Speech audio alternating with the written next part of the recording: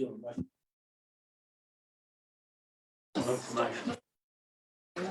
Awesome, thank you, Jim.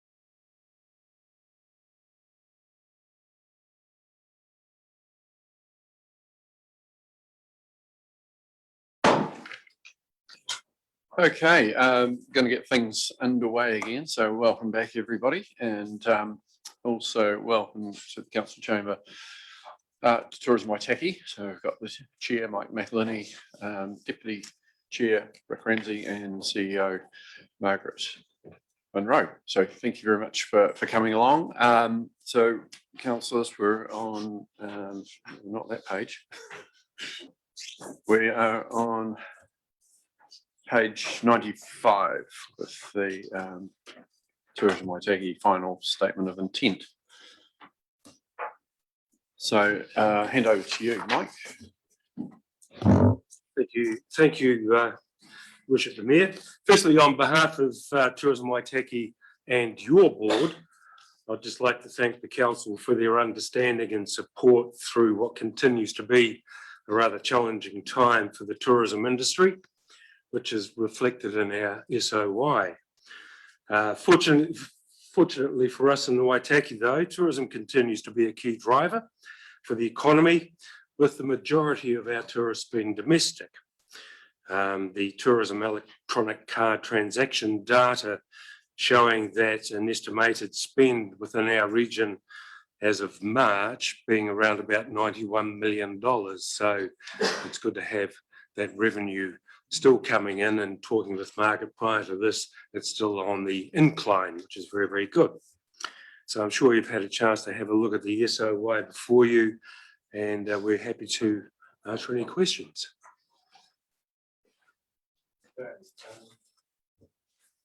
So councillors, just to get things started off, I just had there was a few things, and I'm not sure whether you've updated the SOI. The version we've got just on the contents page just has some odd numbering in there. Would be one of the things I'd note. Just go into page 102 on our agenda. So it's the page after the one with the image of the Criterion Hotel on it. So just a question on that one. Under the focus of marketing and promotion, this is in the methods and measurement side of things. The measure, a campaign marketing plan for 2021-22. The measure, sorry, that was one of the measures. Another measure is the visitor numbers are measured against COVID-19 lockdown tourist numbers to the OBPC. During lockdown, they would be 0, and so increasing them by 20% as the indicator is probably not the right measure to use. I'm just wondering whether it's actually just, I mean, it's basically looking at each month against the month the previous year, something like that. I don't know. Yeah. Post COVID. Yeah. Yeah. So certainly not No. during During lockdown.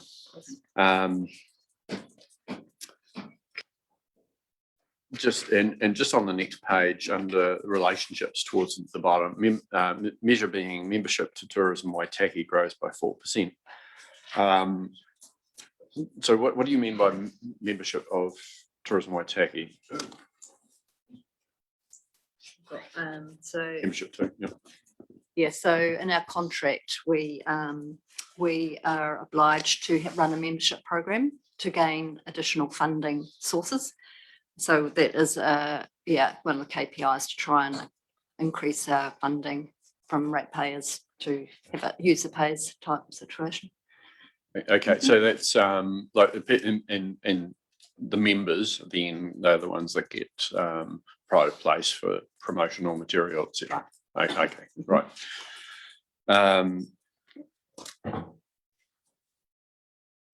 And just very quickly on the next page, developing a district event strategy. So you've got to get that done by the measures that's produced by September 2021. And just a question on involvement of council or others in that development of that, because we're sort of running some events, and there are other people running events. So just wonder what the conclusion will be there. Yeah, so we have appointed a advisory panel that was advertised in the ODT and Oamaru Mail about a month ago.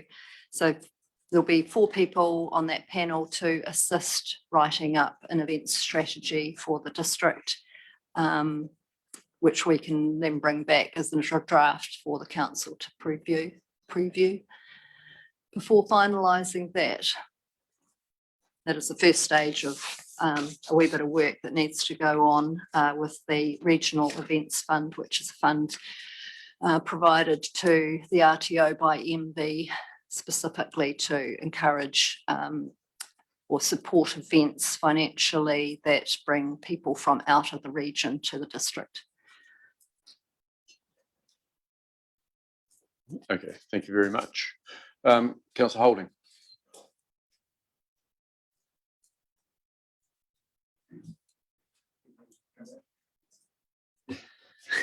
Yeah, that's right. Well, thank you. I just have one question. I was reading through the methods and measurements. Do you at all say with your members or stakeholders, how do you get their feedback? Do you get their feedback with state of play? Or is that sort of under your, how do you gauge your local? Yeah, we do a number of surveys. So, and these are also being incorporated into the destination management to get visitor and local insights into tourism. So it's all part of that. Mhm.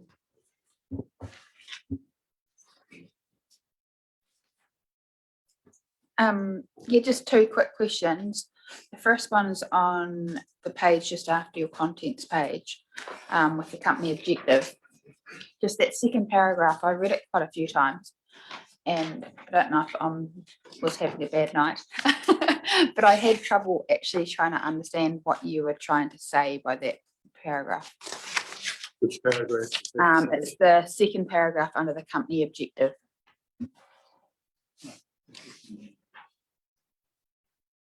I just found it really a little bit confusing to me.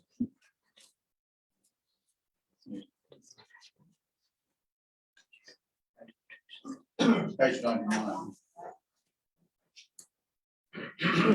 I think it really speaks back to the vision, which is visitors are drawn to explore the people and place of Waitaki within the constraints imposed by COVID-19, as defined by its rich natural heritage, unique geology, biodiversity and geogastronomy. So I think the objective is incorporating all of the place or how to achieve the vision. So are you, it's just that first part, and recognising the aspiring Waitaki Whitestone Global Geopark encompasses all visitor touch points throughout the district. The reputation of the Waitaki district will escalate. I just found that not clear. I feel like it could be a lot simpler put, and you could get your point across. Taken on board? Mhm. Yep. Just- Councillor Hopkins? Oh, Sorry. I one just more, had one more Yeah. thing. and then Councillor Hopkins after that. Just on the next page, under your shareholder expectations, down the bottom of the left-hand column, where you talked about in its consultative practices that you'll have due regard for Māori, which I'm guessing just means you think of that when you're doing things rather than you have an active engagement with Māori. And I just wonder, I guess with the role Ngāi Tahu has in tourism across South Island especially, whether or not that could be more of an active role. Yes, Madam Deputy. I think the best demonstration of that is actually Destination Management Plan, which is based and actually started off from the Maori footprint. In other words, we were never going to produce a plan without consulting with Ngāi Tahu first, and that process is underway right now. So those words sort of cover those sort of activities. So it isn't just words, it's actual action. And I think the Destination Management Plan has identified that without their engagement first, this would not go particularly far. I just wonder whether you want to actually strengthen the words you use in here, if you're doing more than just giving regard to, if you're actually actively engaging with. I think that's something to be celebrated. Yes, I think we could easily put those words in there in relation to, because the Destination Management Plan in reality is going to be the over-encompassing plan for tourism in Waitaki. So,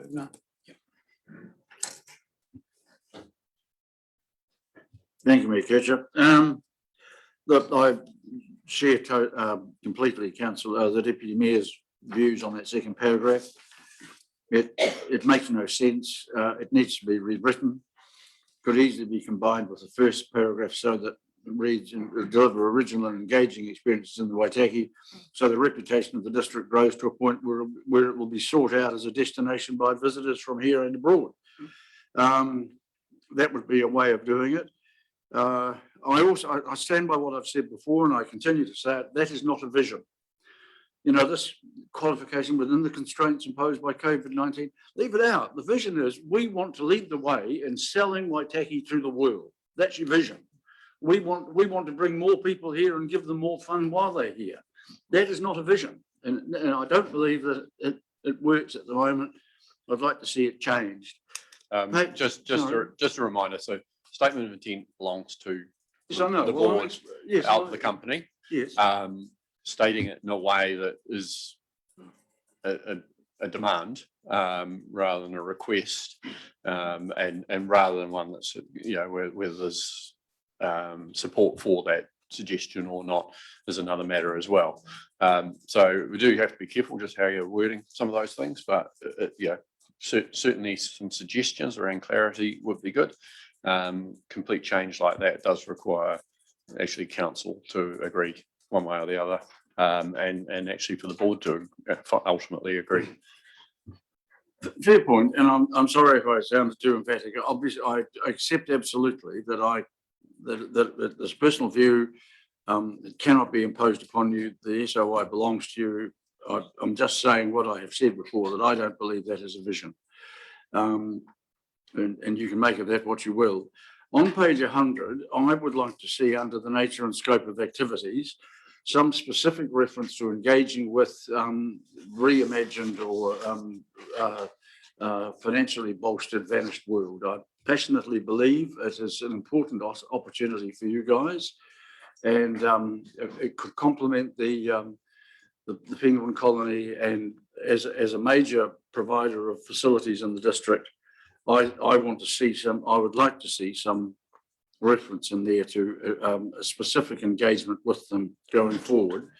On page 102, I think I understand the target under digital media, but I do believe it is not clear at the way it's worded at the moment, and it needs to be rewritten. So the target is that when campaigns are mounted, visits to the digital platforms used will increase by something like that. If I understand what you're saying correctly, that's, I think, would make it clearer.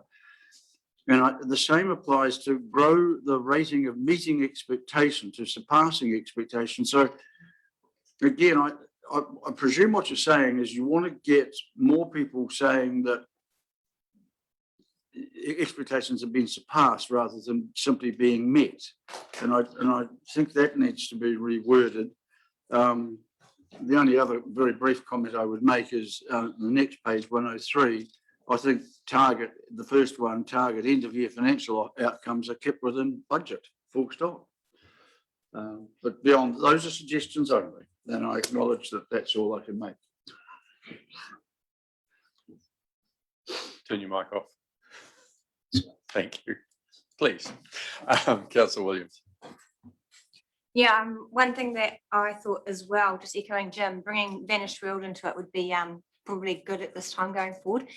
I realise that they do come under the Geopark umbrella. However, we are approached separately for funding for those organisations. So I just think it's time to start looking at it as a. And also American spelling was the other thing. I don't know why throughout a New Zealand tourism document, you've endlessly used American spelling on a whole lot of words, which is really interesting to see. So I hope that gets looked at closely before it becomes the final doc going out. Yep. You have a response on Vanished World? Yes, understand the councillor's position, and since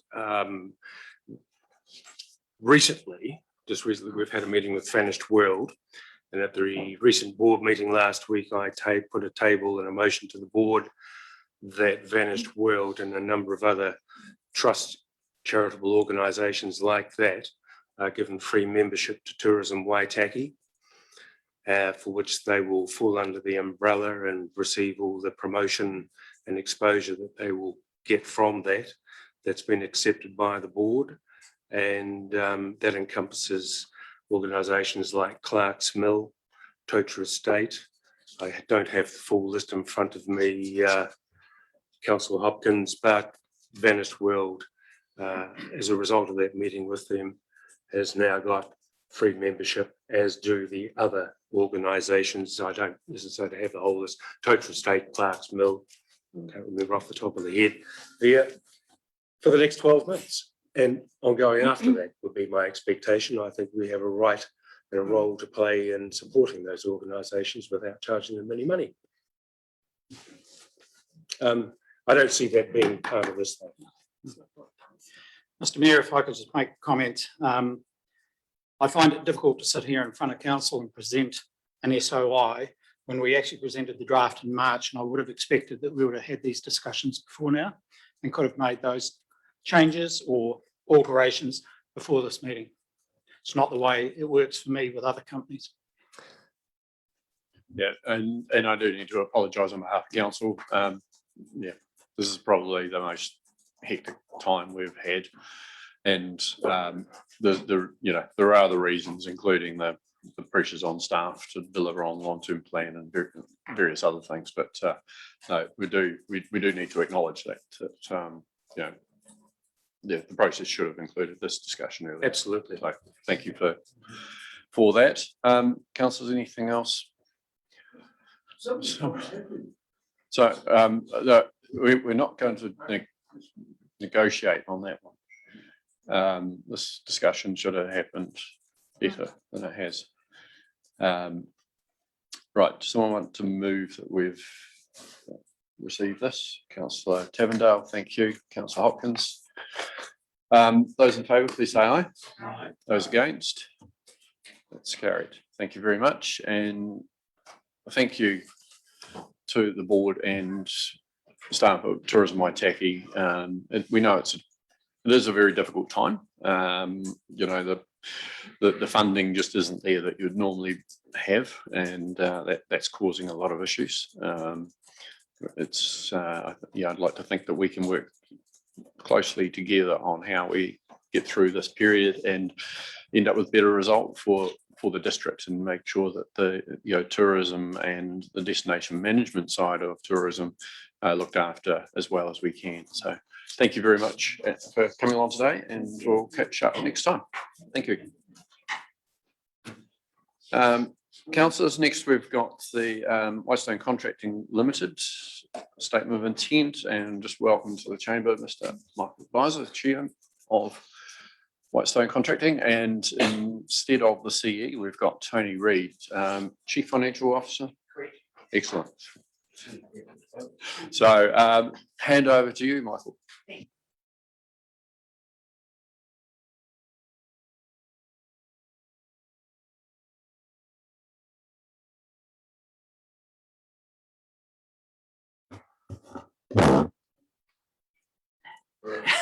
Should I Very start official again? now.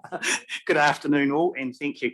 The statement of intent has been previously circulated between the company and the council, and is in a form that, from the company's perspective, that we are comfortable with. I don't think there's any significant changes other than an amendment to a New Zealand standards in relation to health and safety, which has been amended. That's really probably no great moment to the council, but it is to the company.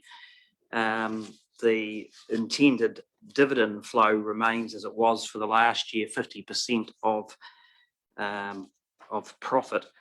But otherwise, it's business as usual in terms of this document, really. Happy to answer any questions that may arise.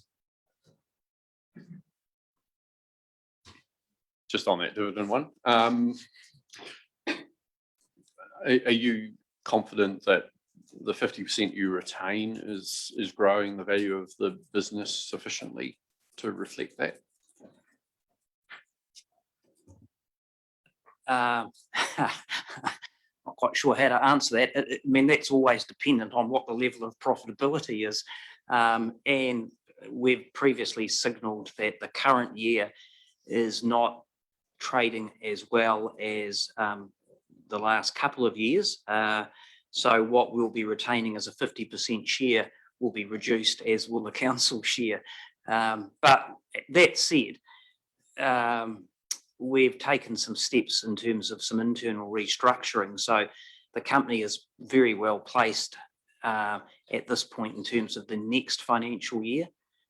We can't really do much about the year that's about to conclude for us financially tomorrow. It's largely now just about history. It's really about what lies ahead for the next 12 months.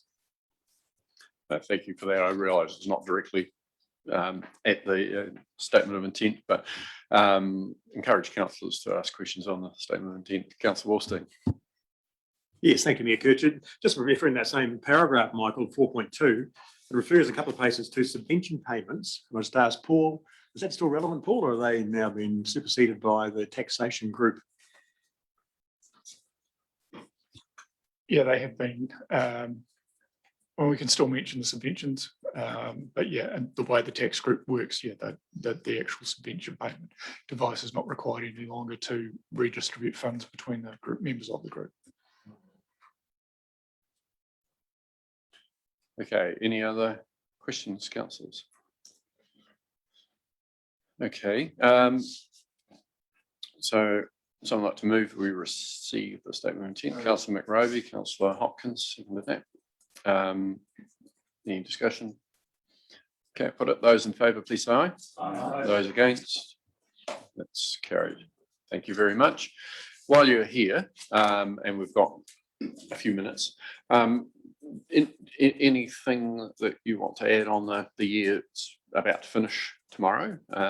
Obviously, you've made mention that it has been a tougher year, and it's been all over the place for a lot of people, and contracting is no different, I believe. So, but any further comment you wanted to make?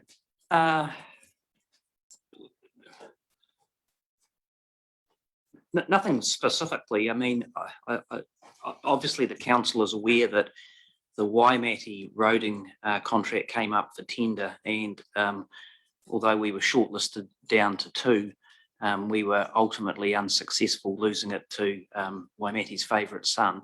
So that was a little bit of a disappointment. But you know, that's the way it goes at the tender box. We are currently going through a re-tender process for the Mackenzie District Council roading, and we're into the final group process for that. Down to the last 2. Down to the last 2. We're cautiously optimistic that we will retain that contract, and we say that because the council, who are using consultants with the process, obtained an independent review assessment of the roading in the Mackenzie District Council, and it was a very good report in terms of the condition of the roading, which hopefully is a significant factor that will assist us in terms of attributes. But it remains to be seen what the outcome of that tender process is. So that is an uncertainty that does lurk for us. But otherwise, we have a reasonably good order book looking forward. Okay. Yeah. Well, all the very best for that one. Obviously, Waitaki District Council roading contract is going to be up for renewal, and I think staff have started on the process, but yeah, we'll see how that one works as well. I don't know what more you could have done to become Waimate's favourite son and ahead of the other favourite son, when Gary Rooney has done so very much for that community. But yeah, I'm sure you know he'll do a good job for them. But I think you could have equally done a good job for them as well, carrying on.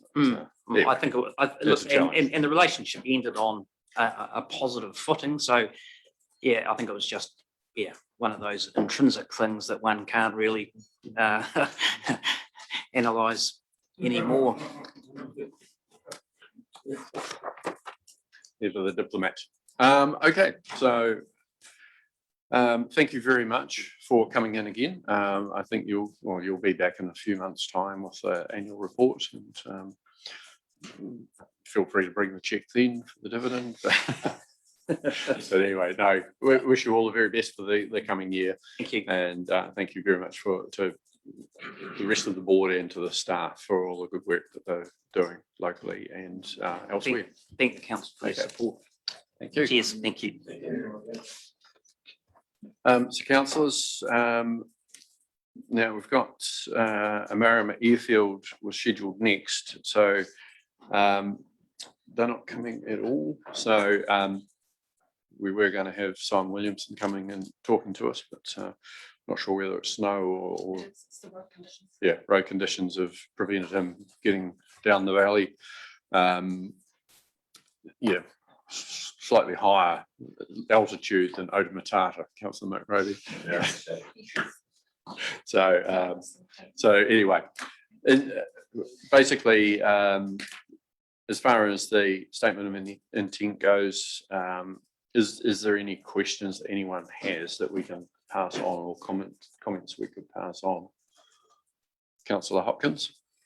Thank you, Mayor Kircher. Look, just one, and it's more symbolic than anything, but on page 2 of the SOI, the objectives, the 4th bullet point is hosting gliding courses, events and competitions. The 5th is hosting general aviation events. And it just occurred to me that it may be seen by some that that's a ranking or a prioritising, and I was only going to suggest to them that perhaps that those 2 bullet points could be combined into one, so that it might read hosting, gliding and general aviation events, courses and competitions, just to indicate that each is as important as the other, especially given some changes of activity at the airfield. But it's only a suggestion, nothing else. Yeah, I'd hope we weren't taking them in the order that they were listed. Otherwise, the ownership of equipment essential to secure the operation of the airfield, which one would think should be right up there, is at the bottom of the list. So I think we can easily say this is not in order of ranking by any means, and how they've expressed it is absolutely appropriate, especially given actually, yeah, gliding is the prime use of the airfield. Not the only one though. Councillor McRoby. Yeah, Mayor, I'm happy to move the report and the option recommendation that we received the statement of intent from the Marama Airfield. And do we have a seconder for that? Councillor Wallstein. I should say Mr. Williamson did leave a couple of notes. First of all, on the outlook, so looking forward, who knows, you said. Cannot give a more definite answer than that. So, fair enough. It's, the visitor numbers to Marama and so on are, are different to what they used to be. It's a different type of visitor, and the amount that people are getting out and about around New Zealand has certainly increased. The international visitor numbers aren't there. The ability for people who do gliding as a pastime, for them to get there and so on, I think is probably as good as ever. In fact, better, because they can't go overseas. But yeah, it's like he says, to a major part, it's who knows. But in the meantime, he says everything seems to be going reasonably well. So pretty comfortable with that. Okay, so that was moved and seconded. Any discussion? I'll put it, those in favour of that being received, please say aye. Aye. Those against, that is carried. Okay, we've given Waitaki District Health Services a call to see whether they could come a little bit earlier. They were scheduled for 1:40, so they will still be maybe 5 minutes away, because we got through everything else quite a little more quickly than we anticipated. So what I suggest we do, if there's nothing else at the moment, is well, first of all, just ask Mr. Hope. We do have the request from them re the loan repayments. Is there anything we are able to talk about before they get here on that, or is it just better to adjourn for 5 minutes? Well, it's, I mean, the purpose of having the report after the presentation of the SOI was just so that representatives of health services could answer any questions. So it's really an indication from the councillors whether they have any questions or whether they're reasonably happy to consider the report before they arrive. So I suppose it's, are there any questions that you would prefer to wait for them to arrive? Yeah, I did have a query just on the implication of having the arrears of the ground lease not repaid, but getting the capital of the loan repaid of 100 grand. Is there some reason why they not do both, but is there some reason why they're delaying the rent because it's only going to go up?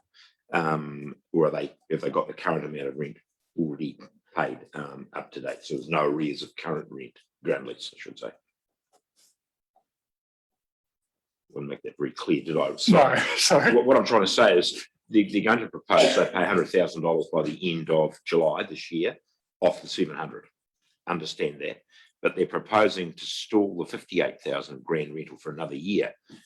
Why is that? Is there a reason they're paying stalling one and not paying the other one around? Are we asking them for 100 grand, or are we just, why are they doing that way rather than the other way around? Yeah, no, that would be a question directed to the representatives of the board when they get here. There's not a tax reason or anything like that. I mean, potentially because we're charging interest on one and not the other. Yeah.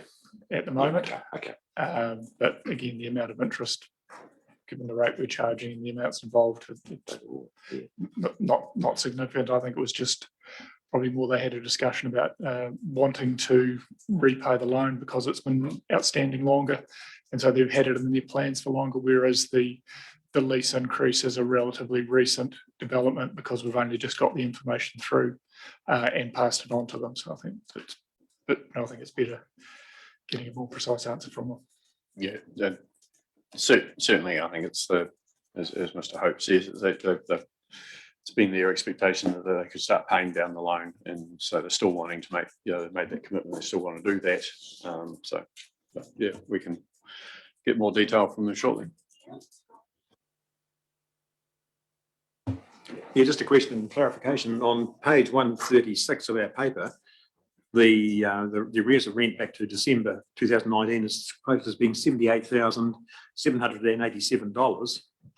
But in the letter from the hospital on page 138, they quote estimated arrears amount to 58,000, 20,000 different. So just to clarify, which figure is right, 58 or 78?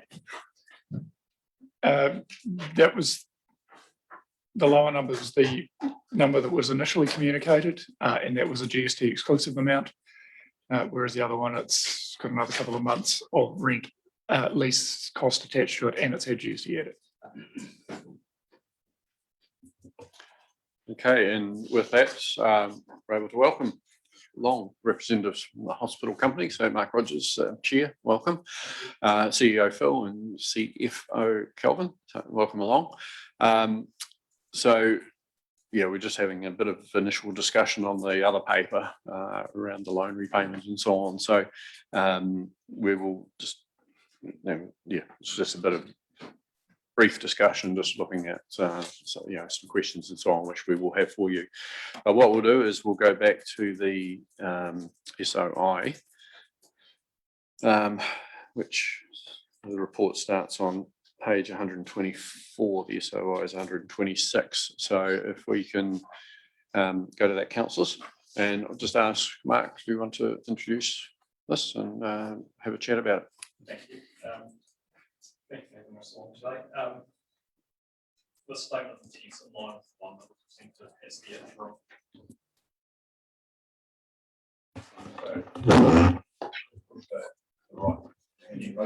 Hello. Okay. Is that? So this statement of intent is still in line with the draft statement of intent, with one change being who would be there available in lieu of myself as a backup from the board. So that's the only change we've made. So apart from that, I'll actually take it as read, and we're happy to take any questions. Okay, Councillors? Questions? Councillor Hopkins? Thank you, Mayor Kircher. Look, just one, on page 128, you talk about the activities undertaken by WDHSL include but are not limited to, and then on the next page, amongst those activities, you've got mobile surgical bus and Te Waka Wahine Hauroa. And I thought the mobile surgical bus was a Crown activity, and I'm not being flippant about this. I don't think I've ever seen this woman's health bus. So, I mean, are they your activities, or is it something that simply turns up at some other people provide, but uses a hospital as a location? So, sorry, that's a good question, Councillor Hopkins, I'll step back to answer the question. We've changed our core purpose slightly to provide, but also to enable services, which is where we have services that fall within healthcare that we don't own or provide, at least we're trying to facilitate them for the benefit of the community. So mobile surgical bus and also the women's health bus, Te Waka Wahine Hauroa, are specialist services provided. The NGOs funded by either the ministry or the DHB in specialist areas, so women's health, to upskill primary practitioners in sexual health and general women's health. We actually had a community forum on that last month. And the second one, mobile surgery, goes around all of the rural hospitals in New Zealand. And if you haven't seen it, it's an impressive piece of. So we don't provide the service directly, but we align them. And when we see these services available, we put our hands up and say, pick me. Councillor Halalele. Probably just following on from that, thank you very much and welcome to our meeting this afternoon. I've visited the open day that you had for the Hau Ora bus, and I think that's a really good service that's available for people in our community. Otherwise, they would need to travel outside of Oamaru. So thank you for providing those opportunities. Probably just moving on from that list, do you see any other potential opportunities that the hospital could utilise to leverage on either filling gaps that aren't available in our primary healthcare services or any other opportunities for the community? Thank you, Councillor Halili. Yeah, I guess in going back to that core purpose of enabling, the first one is mental health. Whilst it's provided by the DHB and also up to 65 NGOs within the Waitaki alone, we all acknowledge throughout the system and nationally that it's a broken service. The DHB has been through a strategic review of mental health that is just finalising. We see our role as playing an active role in conducting and bringing that together. Whether we provide those services is a separate question, but definitely coordinate better. Secondly is the opportunities in terms of access to primary health care has been an ongoing discussion and debate around the board table and also with people within the community and the GPs. We are looking at exploring in very early days as to whether we look at both iwi and Pacifica targeted primary health services, albeit they would be targeted at specific areas of the community. They won't be obviously exclusive to those areas of the community. They're probably the key ones at this juncture. Thank you. Just a quick question on several bits on page 133 on our page 8 on your document. So C, D, E, and well, those three for a start. There's a reference to the Observatory Village Charitable Trust and so forth, but then there's no comment in the content there to do with those. So whether there's something that's missing or needs to be added in, or those aspects need to be out, but they just sort of the title hangs there with nothing referenced there. So it's the inclusion of OV. Yeah. And it probably relates to the group consolidation. We're currently getting an opinion, accounting and legal. Sorry, apologies. Hello. We're currently getting a legal and accounting opinion on the status of OV within our broader reporting framework and the responsibilities that we hold. And this is the situation as it currently stands as far as we can define. So what it is like on C, you've got company board and observatory village charitable trust trustee appointments. Then there's only a reference to the board and directors. There's no reference in there to that. That's what I'm meaning. So just whether like it's fine, have a process, but yeah, it just doesn't say what that process is for trustees. Okay. And the same for D. Around trustee performance, it doesn't mention that, it's only board performance. And E, where it talks about OV charitable trust committees, and then doesn't actually mention anything in the text. So anyway, that just for your thoughts. So Mayor Kircher, if there's an error here, we will correct that. Sure, yeah. And under F, just the second part of that, there is no overall management appointed for the Waitaki District Services Group beyond the purposes of reporting and audit consolidation. So what is, could you explain what that means? Yeah, absolutely. So we have within the wider group, there's Waitaki District Health Services Limited, Waitaki District Health Services Trust and Observatory Village. Within that structure, we have the CEO is appointed within Waitaki District Health Services Limited, does not cross over into the trust or Observatory Village, and there's no overarching management function within that group structure. It's all within individual entities. Okay. So you're just pointing out that actually this is arm's length, and you, as we keep saying to the auditor, we have no control. No, you don't have any control. We don't have any control over what the Retirement Village Trust does, despite them saying, we can make them do stuff. That's correct. And we can't.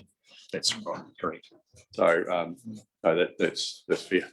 Councillor Wallstein. Yeah, just a really clarification more than anything else.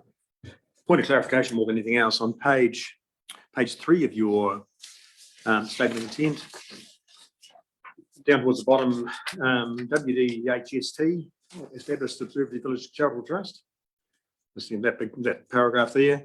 And it talks about the Observatory Village goes through, and it says here that then all operational profit will be paid to the Waitaki District Health Services Trust to be used for health, etc., etc. There's no mention there of the Observatory Village Life Care Limited, which is a separate company that actually runs the operation, which that would derive the profit to then pay the profit to the trust, I assume, is how it would work. Does that need to be, am I reading it right, or is that? We'll check that statement, Councillor Wallstein. This is a direct reference to Observatory Village Trust material. Yep. In terms as to the purpose of OVT. Yeah, just there's no reference to the life care company. The subsidiary companies of the trust you're Of the referring trust. to. Yeah, and I guess we, in writing this, treated them as a group. Right. With the trust being the entity that is being audited overall, and the Audit New Zealand report refers to when it reports through to us and checks it. Yeah, So the sole shareholder of the life care would be the trust. correct. And the trust appoints directors to the. Yeah, correct. Yeah. Yeah. And due to our lack of control over the trust, we don't actually have much input or direct influence into any of that. Thank you. Thank you. Yeah, I'd missed that bit, because I think it is incorrect to say that all the profits will be paid to your hospital trust. Though my understanding is the charitable purpose of the Retirement Village Trust is that profits go towards healthcare and doesn't specifically say the hospital. So just need to double check on that one.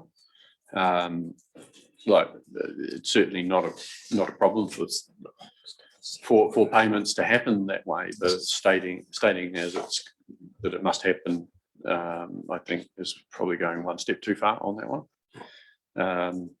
But yeah, as it's for Councillor Wallstein, it is the Observatory Retirement Village Trust which does control the two companies under it, and any payments go through to the trust rather than direct from either of the companies. Okay, Councillor McRobbie. Yeah, thank you very much. And well done on all those things you're doing to turn this operation around. It's really, really good to see. One's a comment. Thank you very much for the 100,000 that we're likely to receive after July. That's very much appreciated. As you know, council's under a fair bit of pressure and those rates rises go. But my next point is a point of clarification. One of our papers says that the amount of ground rental arrears is 78,787, and in your letter it says 58. And even if I add GST to it, it's still, you know, about 12 grand shy. So what is the exact amount? Can we wait until we're on that report? Because that's a different report. So we're just doing the SIOI at the moment. Okay. Well, that's good. Thank you. Park that one. Yep. So anything else on the SIOI? Okay, someone like Councillor Hopkins. You. Sorry, just very quickly, but if I take it your comment about the hospital refers to that last bullet point under shareholder expectations, is that right? Well, I think the one that, well, I hope I've got this correctly. The reference to the company as parent optimises its return on investment in WDHST and the Observatory Village Charitable Trust. That was the thing that you were talking about, Colin, was it not? No, No, it wasn't that one. Sorry, right. Okay, that's fine. Right. I was 2 pages ahead. I think the challenge there is that it implies a level of control that actually doesn't exist, and yeah, I again, it's one of those ones I wonder about. But it also doesn't say that all the proceeds will go to the hospital. No, that was a different one that I was talking about on the previous page, I believe. Yep. At the moment, the Observatory Retirement Village is staying independent and at arm's length deliberately from both council and the hospital company. It's fine, what the auditor might say.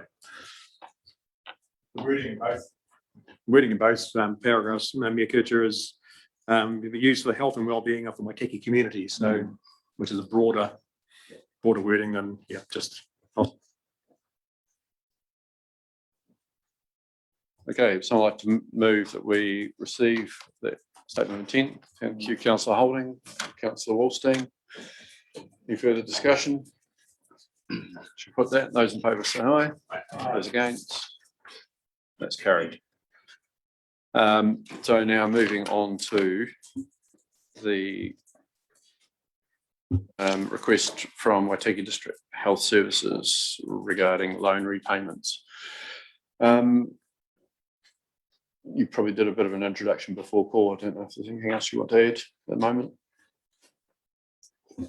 No, yeah, sorry, very briefly. I think, we for the sake of probably both parties and for the auditors, it's just good to formalise the extension of any arrangement. The lease payment, the review was delayed for a variety of reasons, most particularly COVID. So it has come as a sizable lump sum amount. So we just had a brief discussion about including it in this item and sort of really given the company some payment terms. Not saying that everything has to be paid on the 30th of June or a year's time. It's just saying, look, it's 12 months. Let's work out really is the cash flow of Health Services allows it. And yeah, and then just confirming, as we did last year, that council is happy, if required, to provide a letter of support as part of the audit process. I think it's probably less likely to be required this year, but it's just good to consider that and have that option available rather than trying to rush it through in a couple of months' time as an audit deadline rapidly approaches. So really just three related, but not particularly surprising issues.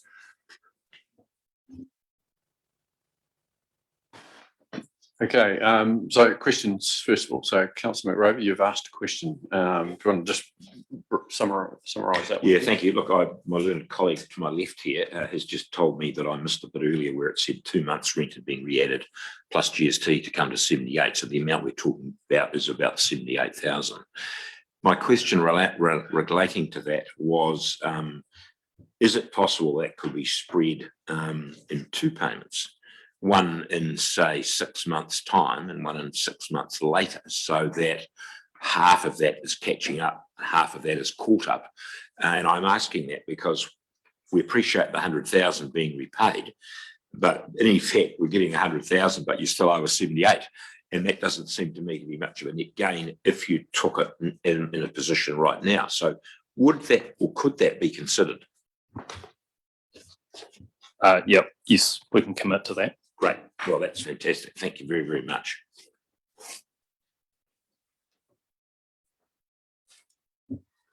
Just a question for me. Did you request any rent relief during COVID lockdown, etc.? I know you were operating, obviously. Were there additional costs and so on because of COVID? I'd probably need to defer that question, Mayor, as it was prior to my time. I don't know, Paul, whether you would be privy to that. No, there weren't any requests for any financial relief of any of the amounts either charged or at the council. And I think when we reviewed it at the time, we were operating at full capacity and our funding hadn't changed, and there was no basis for seeking a rent reduction. Okay, that's fine.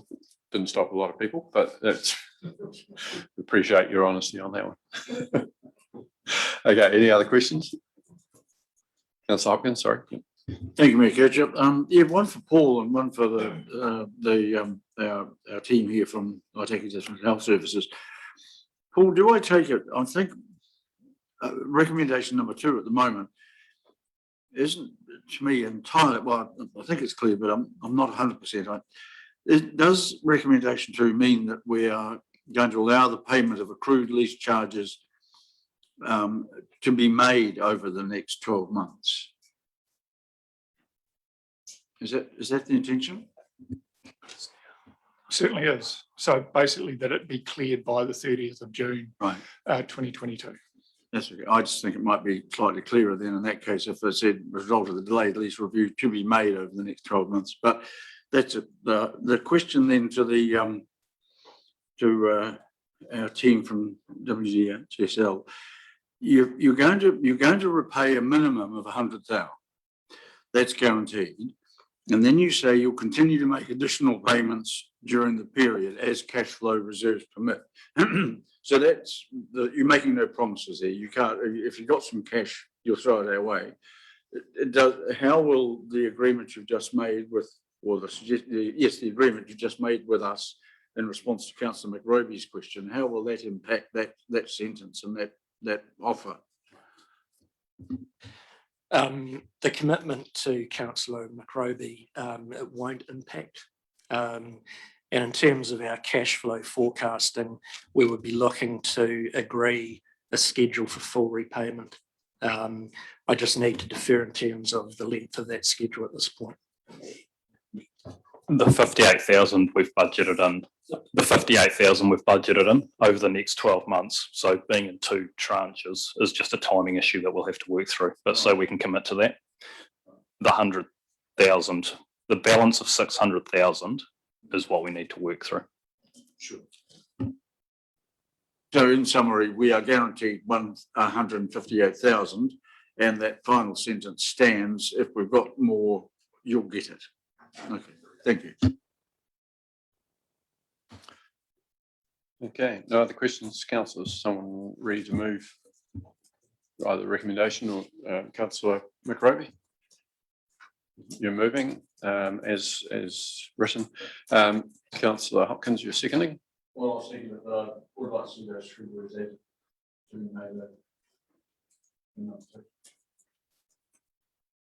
So say them again, sorry. Well, Can you put your microphone on? It would just be that number 2 would now read, allow the payment of accrued lease charges that occurred as a result of the delayed lease review to be made over the next 12 months. Councillor McRoby, are you happy with that? Yep, you are. Okay. Councillors, you clear on what's there? Anyone want to speak to those? Councillor Wolstein and then Councillor McRoby.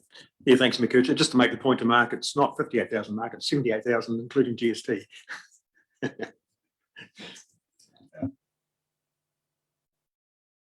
Okay, point made. I don't know if it's worth clarifying, but the reason the estimate of 58 is in there, that came out of some early correspondence on the piece, I believe, Paul, but yeah, we stand corrected. Yep. Thank you for that. Okay, councillors, I'll put it then. Those in favour say aye. Aye. Those against, that's carried. Thank you very much. Right, I think that's got us to the end of the agenda. So thank you, Mark and Phil and Kelvin, for coming along today. Thanks for the work that you are doing and turning the ship around. Yeah, we know it's no small task, and to deal with all of the various aspects of it is definitely a challenge. So thank you for what you are doing there. It's a very important part of our community, and we need it to be running as well as possible. So with that, thank you very much. And councillors, members of the public who have been watching on the live stream, thank you all for joining us, and we'll now declare the meeting closed. Thank you. Thank you.